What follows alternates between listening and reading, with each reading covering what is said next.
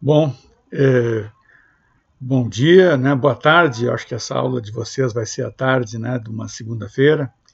Eu queria primeiro agradecer o convite da professora Márcia Espig, minha amiga e companheira de grupo de pesquisa já há um bom tempo, né?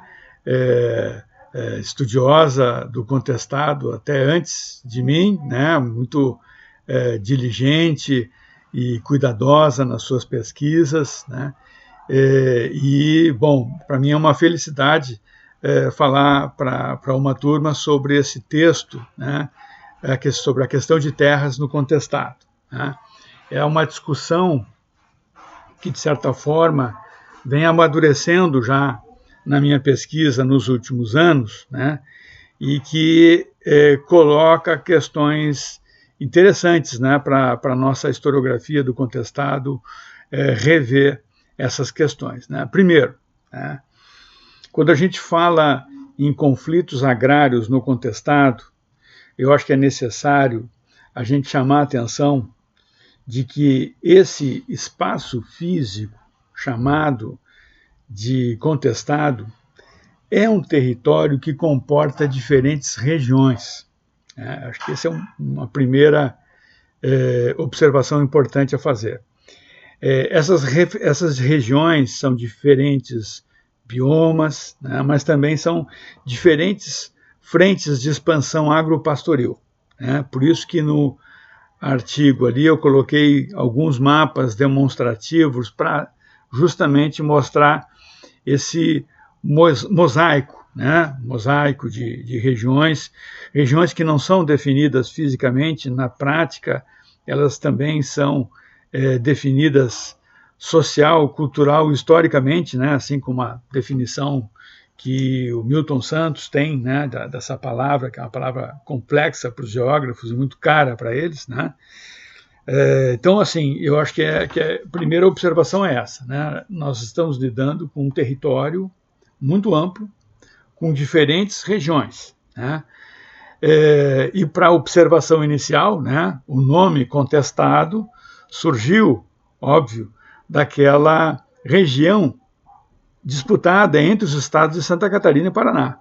Desde antes do século XIX, né, essa disputa por limites vinha se fazendo entre as províncias e depois entre esses estados da federação. Né? Só que a região da guerra do contestado, ela foi muito maior e mais presente, inclusive, no território catarinense não contestado, certo? Então, quando se fala em território contestado hoje em dia, a gente inclui Lages, Curitibanos e Campos Novos, que na época já eram consolidadamente de Santa Catarina, né? Mas são municípios que participaram, né, tanto do movimento social do contestado como da guerra que se seguiu. Né? Então, acho que é importante fazer essa observação inicial. A gente pode dizer que no início do século XX, o processo de concentração fundiária no Planalto Serrano catarinense, que implica a Serra e o Meio-Oeste, né, essa região, já que o oeste mais distante era praticamente somente território indígena, né, com exceção da Vila de Palmas, né, e outras pequenas povoações ali. Então, assim, o Planalto e o Meio-Oeste compunham uma enorme de uma região. Dentro dessa região, né, a gente pode separar e destacar uma região pecuarista tradicional. Né? Então, é a primeira região que eu quero trabalhar com vocês. Né? São os campos de cima da serra, das regiões de Lages, Campos Novos e o sul de Curitibanos. É quase uma continuação dos campos que vêm lá da Vacaria, do Rio Grande do Sul, né? E de Passo Fundo, do Planalto, do Rio Grande do Sul, que também existem, né, no Planalto de Santa Catarina, como campos naturais, né, como também existem os campos gerais do Paraná. Né? Então, são formações de pastagens nativas, né, que foram as primeiras apropriadas, né, pelos paulistas e riograndenses que circulavam com as tropas nesse território, né? porque eram os territórios mais interessantes para a pecuária, porque ali o pasto já estava pronto, né? E o gado alçado das missões já existia nessa região de forma abundante, né? Então, a pecuária compreendia, num primeiro momento, na caça do gado, depois, né, no estabelecimento deles em currais, né? Essas fazendas elas vão receber reconhecimento do Império Colonial Português por títulos de sesmaria, né? Então, há todo um processo antigo de ocupação no final do século XVIII, início do século XIX, das regiões pecuaristas tradicionais do Planalto, né?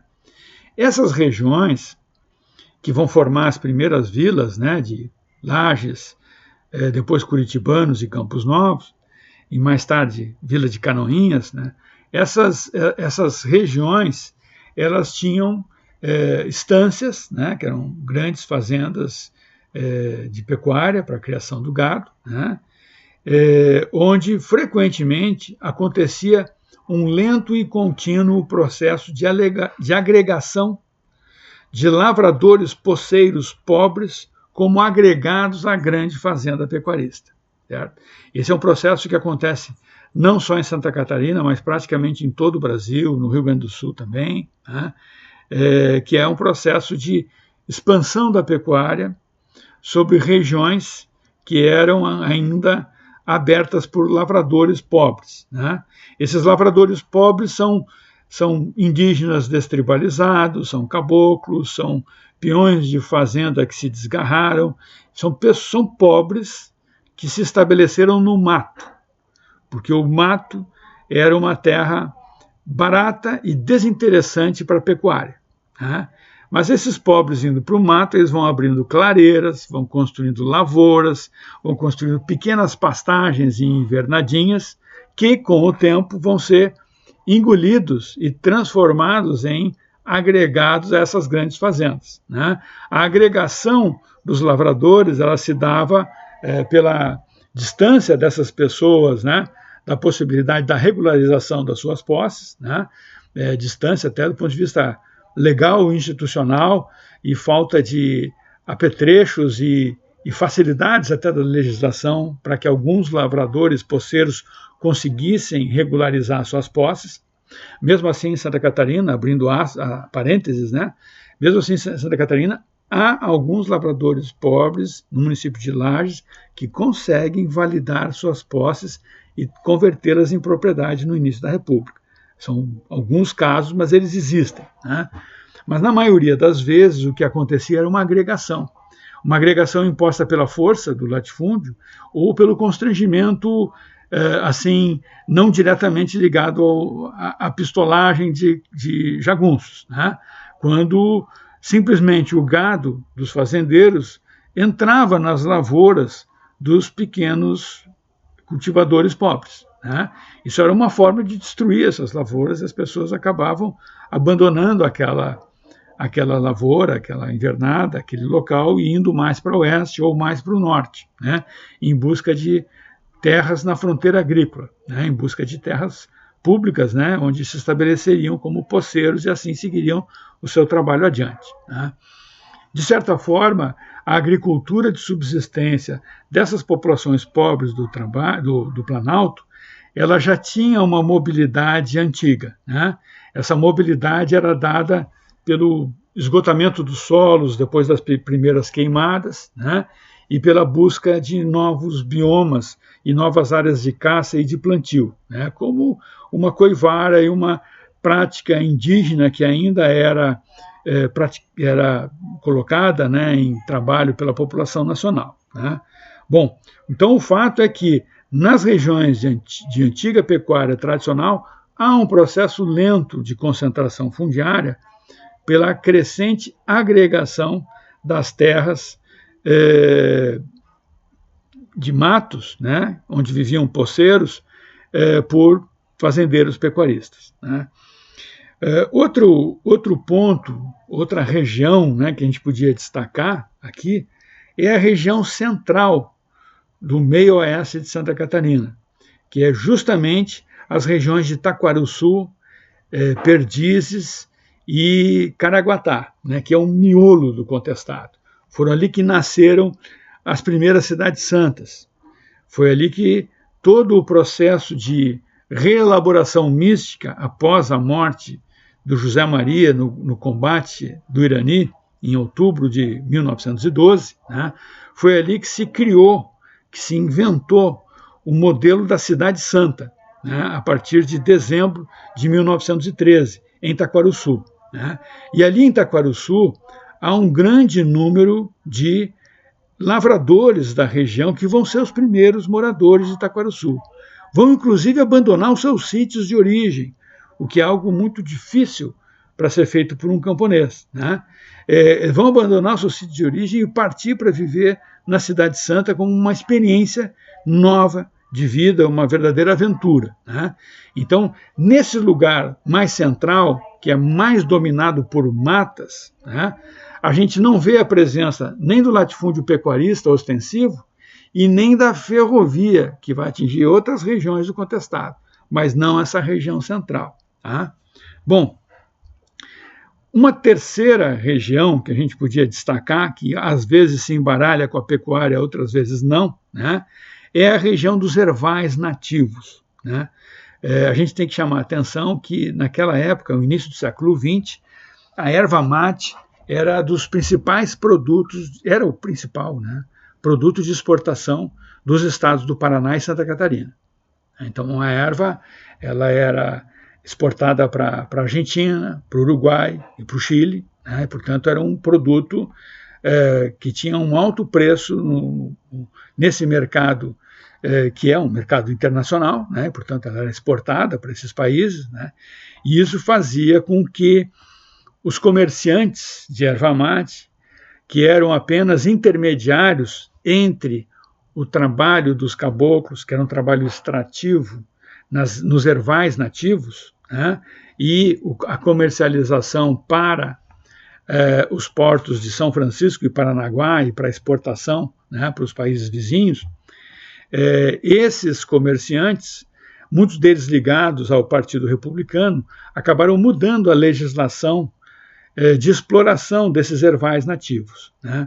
Por regulamentos do Império, a maior parte desses ervais nativos funcionavam como terras comuns geridas pelas municipalidades.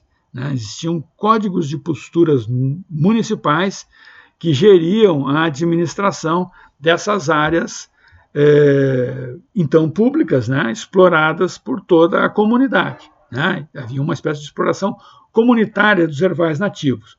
Então, geralmente era uma exploração sazonal, obviamente, acontecia só no inverno, né, que é a época da extração, do salpico e do cancheamento, a seca e cancheamento e beneficiamento da erva mate. Né? Mas para a população de lavradores pobres, era uma das poucas oportunidades durante o ano de se fazer algum dinheirinho, né, de se ter algum pecúlio, alguma poupança, né? Porque a erva mate ela dava dinheiro. Né? Então, eles eram como se fossem extrativistas, trabalhadores extrativos autônomos, né? Que colhiam a erva mate, beneficiavam e entregavam ela já enfardada para os comerciantes. Né?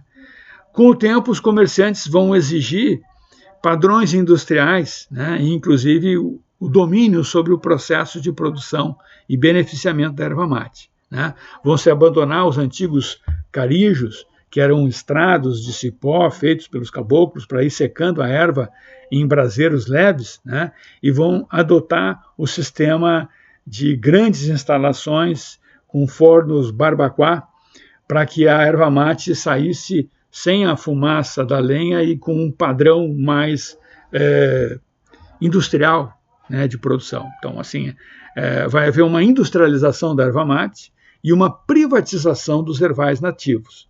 Essa privatização depois vai se seguir a introdução dos ervais artificiais, aqueles de mudas plantadas, que hoje é a maior parte das reservas de exploração da erva mate, são mudas plantadas, não são mais ervais nativos. Né? Entre parênteses também, esses ervais não são absolutamente nativos. Né? Eles foram construídos pelos indígenas, né? Parece que os historiadores ambientais chegaram a essa percepção, né, de que o antigo bioma, a erva mate aparecia mais espalhada pela floresta ombrófila mista, né, por essa mata atlântica, que tem araucária junto também, né, aí no Planalto. Então, os próprios indígenas, nos últimos 4, 5 séculos, foram construindo esses chamados ervais, né, que depois ficaram sendo conhecidos como ervais nativos, né? Então, só fechando parênteses, continuando, né? Então, o processo de concentração da erva mate, ele vai ter repercussão muito grande no norte do Planalto, né?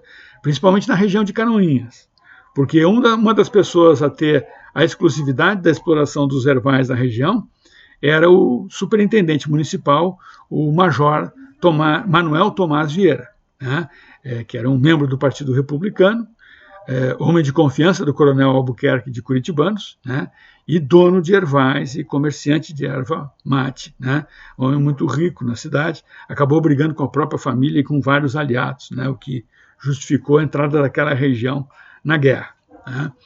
Bom, há também regiões que são o contestado do ponto de vista jurídico, que são as regiões disputadas entre o Paraná e Santa Catarina, né?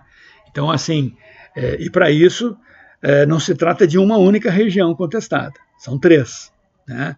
Claramente distinguíveis, né, no mapa. A primeira é a região maior, que são dos Campos de Palmas, toda a região a oeste do Vale do Rio do Peixe, né? A segunda região contestada é a saliência de União da Vitória, né, que era a União da Vitória, Timbó e toda a parte do Vale Norte do Rio do Peixe, né. E há também ali uma ponteira catarinense em Canoinhas e depois um outro bolsão, que é o bolsão de Três Barras, Rio Negro, Itaiópolis e Papanduva, que eram regiões também administradas pelo Paraná e que hoje faz parte de Santa Catarina, né? Nessas regiões contestadas, como a disputa na justiça por esse espaço se arrastava no início da República, só foi definida depois pelo Tratado de Limites entre os dois estados em 1916, com execução em 17, né? Nessas regiões, o que acontece é que muitos dos coronéis da Guarda Nacional ligados à política do Paraná, é o caso da família Pimpão, em Palmas, né, do Amazonas Marcondes, em União da Vitória, do Arthur de Paula, no Timbó, da família Pacheco, na região de Rio Negro, né, do Blei Neto também, em Rio Negro, né, eles eram ligados à Guarda Nacional do Paraná e registravam em cartórios paranaenses terras públicas que estavam nessa área contestada, frequentemente habitadas já por poceiros, lavradores e ervateiros, né? Então a gente tem que chamar a atenção disso, porque mesmo a historiografia mais antiga já chamava a atenção disso, que dentro da questão de limites, né, o Demerval Peixoto, por exemplo, levanta isso, mesmo dentro da questão de limites, há encapsulada uma questão agrária, que é a grilagem de terra por parte desses proprietários paranaenses, né? Depois, quando houve o Acordo de Limites, em 1916, uma cláusula, a cláusula 9, garantiu a esses que tinham feito o registro em cartório paranaense o domínio sobre os imóveis, né? Então, houve uma cláusula de extraterritorialidade. Mesmo esse território sendo passado para Santa Catarina, em 1916, né, as grilagens feitas em cartórios paranaenses foram sacramentadas pelo acordo.